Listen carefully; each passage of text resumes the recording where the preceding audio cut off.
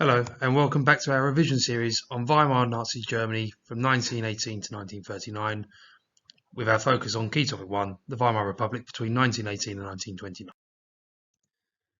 This session will focus on part 3, the recovery of the Weimar Republic between 1924 to 1929.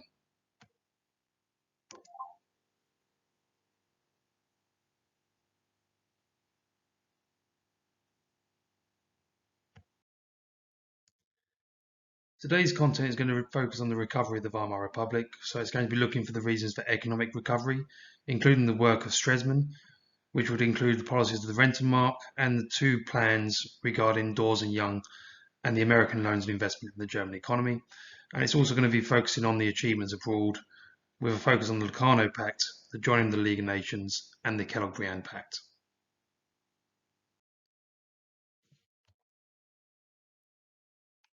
As we saw in the previous episode, there was quite a significant amount of political unrest and economic upheaval in 1923 with the invasion of the Ruhr, the Munich Putsch, and hyperinflation.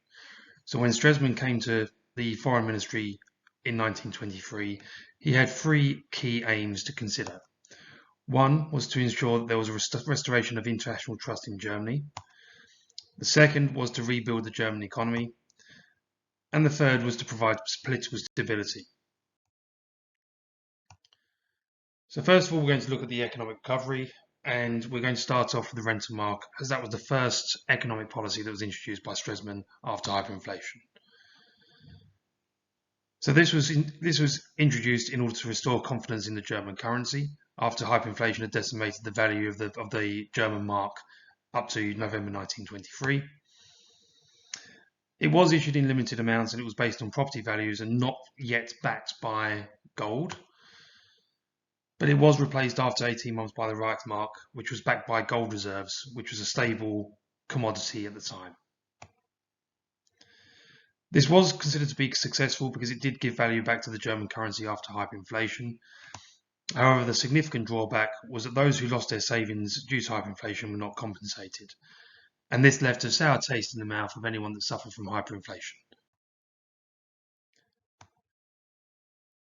The second to consider is the Dawes and Young plan. So first up was the Dawes plan in 1924, and the aim for that was for Germany to be able to pay the reparations to France and Belgium. The reparations were set at 1 billion marks and rising to 2.5 billion per year over a 4-year period.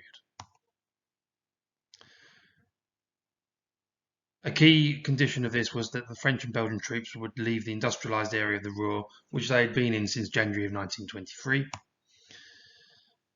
And the USA would give loans to Germany in order to help its economic recovery. So they ended up getting $3,000 million worth of loans from American banks and companies to help with Germany building roads, schools and hospitals and other infrastructure projects. The key thing to consider here is that it's actually banks and American banks and companies giving the loans, and it's not directed from the American government, which is a key misconception. The key issue with the Dawes plan is it made the German economy heavily reliant on the performance of the US economy, and that is an issue after 1929 when we look at the Wall Street crash.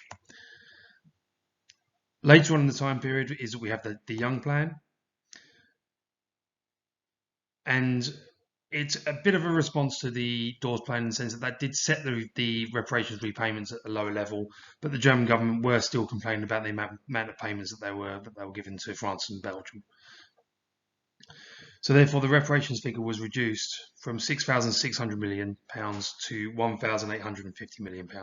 So that's roughly a drop of about 70%. In addition to this, as well as the amount being reduced, the amount of time it took for them to pay was extended to 59 years, and that was set at 2 billion marks per year, so significantly less than the 2 billion marks that they were currently paying. This was obviously criticised by the right wing. The right wing tended to criticise everything at this point. They objected to further payment of reparations altogether. But in addition, this would have left Germany in debt up until 1989 if they had continued to pay those reparations. So in terms of achievements abroad over this time period, is that we split this into three. So we're going to look first off at the Locarno Treaties of 1925. So this was signed by five main countries, the five main countries in World War I of Germany, Britain, France, Belgium and Italy. The agreement was that Germany would accept the borders set out by the Treaty of Versailles, and that there was essentially a no invasion pledge by the other countries on Germany. This therefore began a period of cooperation between France, Britain and Germany, and led to Germany's reintegration into the League of Nations in 1926. So Germany were actually given a permanent seat on the Council of League of Nations, which therefore meant that they had returned to a status of a great power, which they had been before World War I. They therefore used the status of a great power and the League of Nations itself to negotiate the Young Plan in 1929, which we have just discussed. The last achievement abroad is to look at the Kellogg-Briand Pact, which was a pact signed by 65 nations with Germany included. This is where armies were to be kept for defence purposes only, and for there to be a non-aggression pact between those 65 countries, and that all disputes would be solved by peaceful means, mainly going through the League of Nations. The impact of these achievements was that it did lead to the opening of negotiations for reparations payments in the Young Plan of 1929.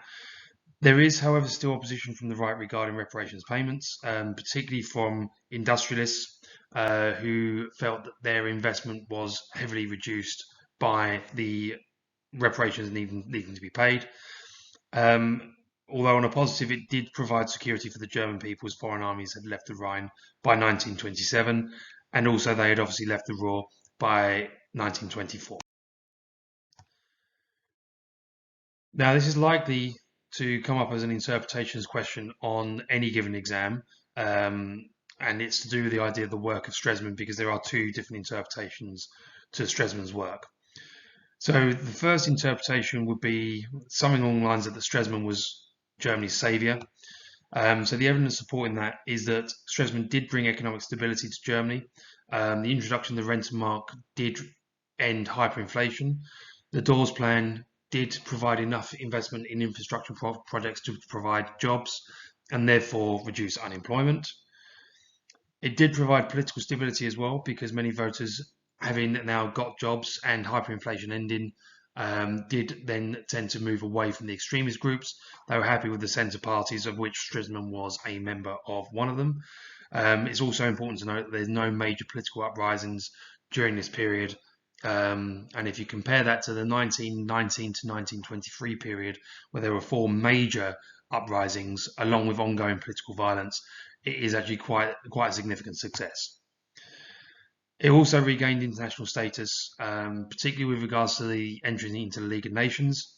It showed trust had returned from from countries that Germany had been against after World War I. But there is a second interpretation to suggest that Stresemann's policies left Germany dancing on a volcano. What that tends to mean is that the economy was built on what's called quicksand foundations, so it wasn't particularly stable enough, and any slight shock to the system will completely decimate the political and economic landscape. So whilst reparations were reduced, Germany is obviously still in a huge amount of debt of £1,850 million, and they're having to repay that debt over a 59-year period. The Dawes plan could be recalled by the banks and companies at any time, which therefore meant that if those companies and banks did not perform well in their own country, then Germany would potentially be left with a huge bill to pay. The right wing were very much opposed to everything that Stresemann was trying to do. They did provide opposition throughout, but as we noted in the first interpretation, there was no major uprisings. However, it is key to point out that during this time, Hitler and the Nazis are reorganizing themselves. Although they're not necessarily getting support in terms of votes, they are getting quite substantial financial backing from industrialists, which is something that we'll look at in key topic 2. And the key thing to note is the political impact of hyperinflation, with loads of people losing their savings. That did leave a significant scar on the German government. So any further failure after the Stresemann years would actually lead to being fatal on the political system. So a summary of this is that if you look at the period of Stresemann's reign as foreign minister between 24 and 29, is he does provide policies that brought relative stability in Germany during that particular period. When I say relative stability, is you have to consider what it was like in the 5 years previous, and it was therefore a lot more stable than what it had been. The reparations were reduced and investment in Germany was increased significantly during the time period, and international trust was increased with Germany, particularly with regards to the acceptance of the borders outlined in the Treaty of Versailles.